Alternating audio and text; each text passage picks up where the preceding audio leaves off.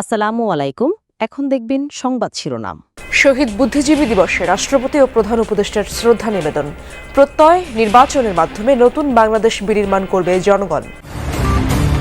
সুদানের আবেইতে জাতিসংঘের ঘাঁটিতে সন্ত্রাসী হামলায় 6 বাংলাদেশি শান্তিরক্ষী নিহত, আহত আরও 8 সেনা সদস্য। এখনও আশঙ্কাজনক হাদির শারীরিক অবস্থা। প্রার্থীর ওপর হামলার ঘটনায় ফায়দা লোটার চেষ্টা করছে অনেকে, মন্তব্য তারেক রহমানের। দীর্ঘ 3 দশক পর দিনাজপুর 6 আসনে বিএনপির একক প্রার্থী ডক্টর জাহিদ নির্বাচিত হলে পাল্টাবে অবহেলিত জনপদের ভাগ্য, আশা স্থানীয় নেতাকর্মীদের। যুক্তরাষ্ট্রের পর ইউরোপের বাজারেও বাংলাদেশি পণ্য রপ্তানি নিয়ে দুশ্চিন্তা। সরকারের নানা নীতির বেড়াজালে কমেছে পোশাক খাতের প্রবৃদ্ধি। আসসালামু আলাইকুম। এতক্ষণ দেখছিলেন সংবাদ শিরোনাম, এখন দেখবেন বিস্তারিত।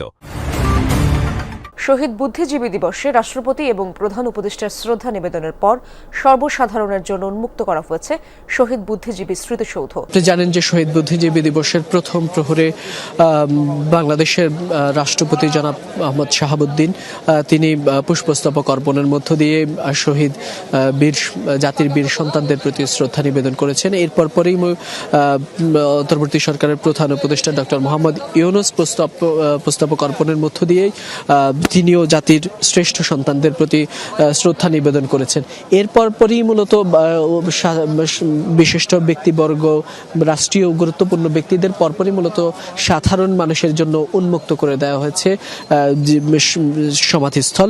সেখানে আপনারা দেখতে পাচ্ছেন এই মুহূর্তে সাধারণ মানুষ, বিভিন্ন বিশ্ববিদ্যালয়ের শিক্ষার্থীরা, সাধারণ জনতা, বিভিন্ন রাজনৈতিক দল, সামাজিক সংগঠনের পক্ষ থেকে বিভিন্ন ব্যানারেই কিন্তু দেশের আপামর জনতায় তারা আসছেন শহীদ বেদিতে শহীদদের প্রতি, জাতির শ্রেষ্ঠ সন্তানদের প্রতি শ্রদ্ধা জানাতে।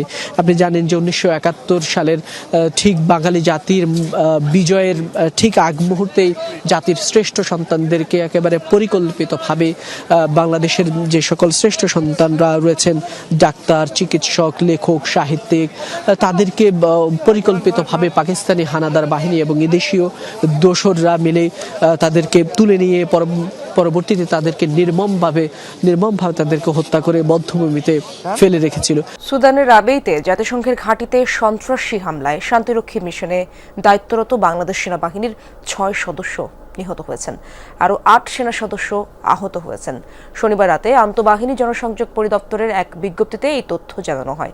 সন্ত্রাসীদের সঙ্গে শান্তিরক্ষীদের যুদ্ধ এখনও চলমান রয়েছে।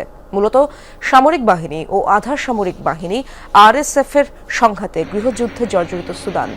রাজধানী খার্তুম, দারফুর সহ বিভিন্ন শহরে হচ্ছে দুপক্ষের রক্তক্ষয়ী লড়াই। আবেই শহরেও রয়েছে RSF এর উপস্থিতি। এর আগে 2003 সালের ডিসেম্বরে পশ্চিম আফ্রিকার দেশ বেনিনের সর্বাধিক মর্মান্তিক বিমান দুর্ঘটনায় শান্তিরক্ষী মিশনের 13 বাংলাদেশি নিহত হয়। 2005 সালে কঙ্গোতে গুলি করে হত্যা করা হয় 9 বাংলাদেশি সেনা সদস্যকে। ওসমান হাদির মস্তিষ্ক মারাত্মকভাবে ক্ষতিগ্রস্ত। অস্ত্রোপচার শেষে তাকে কনজারভেটিভ ম্যানেজমেন্টে রাখা হয়েছে। প্রয়োজন অনুযায়ী সাপোর্ট দেওয়া হবে বলে জানিয়েছে এভারকেয়ারের 13 সদস্যের মেডিকেল বোর্ড। এক বিবৃতিতে বোর্ড জানায় হাদির ফুসফুসে আঘাত রয়েছে।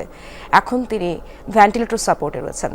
অবস্থা অত্যন্ত আশঙ্কাজনক। শনিবার হাদির খোঁজ নিতে যাওয়া রাজনৈতিক নেতারা দেশবাসীর কাছে তার জন্য দোয়া চেয়েছেন। মাথায় গুলিবিদ্ধ ওসমান হাদি প্রথম দফা অস্ত্রোপচারের পর জীবন মৃত্যুর সন্ধিক্ষণে এভারকেয়ার হাসপাতালে নিবিড় পর্যবেক্ষণে চিকিৎসায় 13 জন বিশেষজ্ঞের সমন্বয়ে মেডিকেল বোর্ড গঠন করা হয়েছে। এক বিবৃতিতে জানানো হয়েছে, মস্তিষ্ক সহ নানা জটিলতায় অত্যন্ত সংকটাপন্ন ওসমান হাদি। পরিবারকে জানানো হয় হাদির ফুসফুসেও আঘাত আছে। এই মুহূর্তে তাকে ভেন্টিলেটর সাপোর্টে রাখা হয়েছে। শনিবার সকাল থেকেই এভারকেয়ারে আসতে থাকেন রাজনৈতিক দলের নেতারা। গণমাধ্যমে তারা দাবি করেন, নির্বাচন সামনে রেখে 50 জন প্রার্থীকে টার্গেট করেছে পতিত আওয়ামী লীগ। এর প্রথম শিকার ওসমান হাদি। এই ব্যর্থতার দায় স্বরাষ্ট্র উপদেষ্টাকে নিতে হবে বলেও জানান তারা। নির্বাচনকে কেন্দ্র করে 50 জন প্রার্থীকে টার্গেট করেছে আওয়ামী দুর্বৃত্তরা এবং নির্বাচন বানচাল করার জন্য তারা এই ধরনের টার্গেট হাতে নিয়েছে। যেই হাদি একা বাংলাদেশকে প্রেজেন্ট করেছে, যেই হাদি একা জুলাইকে সারা বাংলাদেশের প্রতিটি গ্রামে গঞ্জে ঘুরে ঘুরে প্রতিষ্ঠিত করেছে, সেই হাদির উপর আক্রমণ করে জুলাইকে তারা ধমিয়ে দিতে চেয়েছে। সবার মধ্যে একটা ভয় ছড়ানোর চেষ্টা, যারা চায় বাংলাদেশে নির্বাচন না হোক, বাংলাদেশে গণতান্ত্রিক পরিস্থিতি ফিরে না আসুক, তারাই আজকে হাদির উপরে এই আক্রমণ করেছে বলে আমরা মনে করি। হাদির ওপর হামলা মানে জুলাই সমর্থনকারী সকলের ওপরই হামলা। তাই অন্তর্বর্তী সরকারকে দ্রুত আইন শৃঙ্খলা নিয়ন্ত্রণে মনোযোগ দেওয়ার দাবিও জানিয়েছেন নেতারা। দীর্ঘ ৩ দশকের অপেক্ষার অবসান ঘটিয়ে দিনাজপুর ৬ আসনে একক প্রার্থী ঘোষণা করেছে বিএনপি।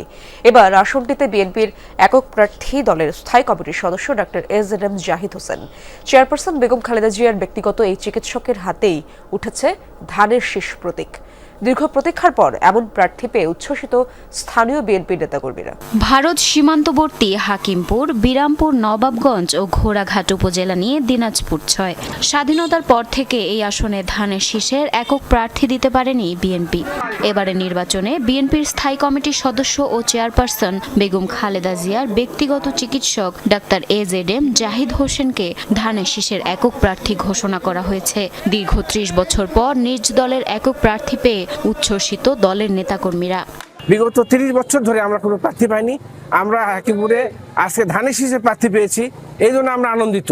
উনি যে আমাদের এখানে নির্বাচন করার জন্য ইচ্ছা পোষণ করেছেন এবং দল যে তাকে মনোনয়ন দিচ্ছে, এটা এই দিনাজপুর ৬ আসন বাসীর জন্য একটা বিষয়ের একটা গৌরব।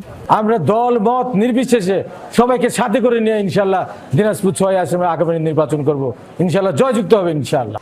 স্থানীয়রা বলছেন সীমান্তবর্তী হওয়ায় বরাবরই অবহেলিত রয়ে গেছে এই আসনটি। এখানে গড়ে ওঠেনি কোনো শিল্প কারখানা, রাস্তাঘাটের অবস্থাও নাজুক। দলের প্রভাবশালী নেতা হওয়ায় আশার আলো দেখছেন ভোটাররা। দীর্ঘ ৪৭ বছর পর এই ৪ থানা দিনাজপুর ৬ আসন একটা ভালো যোগ্য শিক্ষিত একটা প্রার্থী পাইছে। বিএনপি প্রার্থী যদি এখানে আসে ৬ নম্বরে, আপনার এলাকার উন্নয়ন মোটামুটি ভালোভাবে উন্নয়নটা হবে। ডক্টর জাহিদকে যদি আমরা ভোট দেই, সে আমাদের এলাকার উন্নয়ন করতে চাইছে বা করবে, এটা আমাদের আশা আছে। রপ্তানি বাণিজ্যে তৈরি হয়েছে দুশ্চিন্তা। ইউরোপের দেশগুলোয় বাড়ছে চীন, ভারত সহ অন্যান্য দেশের আধিপত্য। ট্রাম্প ট্যারিফে বাড়ছে বৈশ্বিক প্রতিযোগিতাও। ২০% বাড়তি শুল্ক দিয়ে যুক্তরাষ্ট্রে যাচ্ছে বাংলাদেশি পণ্য। সেক্ষেত্রে পণ্য আমদানি বাড়াতে বিভিন্ন দেশকে শর্ত দিয়েছে মার্কিন সরকার। বিশ্লেষকরা বলছেন, শুল্ক চুক্তিতে বাংলাদেশি পণ্য রপ্তানিতেও কোটা নির্ধারণের শর্ত যুক্ত করা উচিত। দেশের রপ্তানি বাণিজ্যে শক্ত ভিত্তি দিয়েছে তৈরি পোশাক খাত। বলা যায় বস্ত্র খাত থেকে আসছে রপ্তানি আয়ের সিংহভাগ। কিন্তু টানা কয়েক মাস ধরে কমছে পণ্য রপ্তানি। আগের বছরের একই সময়ের তুলনায় গেল নভেম্বরে পোশাক রপ্তানি কমেছে প্রায় ৫%। অভ্যন্তরীণ এবং বৈশ্বিক নানা কারণে প্রতিযোগিতার সক্ষমতা হারাচ্ছে বাংলাদেশ। উদ্যোক্তারা বলছেন, সরকারের নানান নীতির বেড়াজালে পোশাক খাতে কমছে প্রবৃদ্ধি। দেশে এই শিল্প, কলকারখানা, ব্যবসা বাণিজ্য, অর্থনীতি কি হলো, কোথায় গেল, এটা সরকারের দেখার বিষয় না। সরকার বিদেশিদের কিভাবে তুষ্ট করবে সেইটা নিয়েই বেশি উদ্গ্রীব আমাদের কাছে মনে হচ্ছে। যেমন লেবার লর ইস্যুতে ILO কে কিভাবে তুষ্ট করা যায় সেটা নিয়ে তারা ব্যস্ত।